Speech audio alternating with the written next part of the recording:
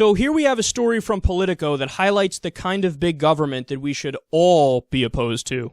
They say, quote, a Department of Defense audit has reportedly found that Pentagon employees bill their gambling and adult entertainment charges to their government credit cards. The Department of Defense's Inspector General office found that both civilian and military employees use the credit cards at casinos and for escort services and other adult activities in Las Vegas and Atlantic City. Employees may have used the government cards for gambling and escort services in order to shield the charges from spouses. Stay classy. Politico noted that in the past, it has been estimated that prohibited purchases cost the government hundreds of millions of dollars a year.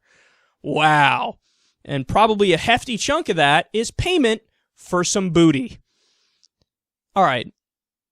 Think about this, because I've read 3-4 different articles in the past 6 months where in Republican states you'll have these bills pop up out of nowhere that say, let's limit people who take food stamp money or welfare money from buying shellfish or filet mignon or, you know, something that's expensive, some expensive food product. We need to prevent that because we need to look out for the taxpayer dollars. We can't allow these moochers, these parasites, to spend in a luxurious way. Shouldn't be allowed.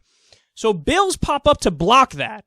But when this story comes out about how people at the Pentagon are using tax dollars to get their dick sucked, using tax dollars to gamble. What are the Republicans doing? No. See, they're allowed to do it because they work for the Pentagon. So it's the military-industrial complex. And they're white. And they're our buddies. So, cool. Totally fine. Not going to hear a peep out of me. Oh, God. I'll say it again, man. We can't turn the water on in Detroit.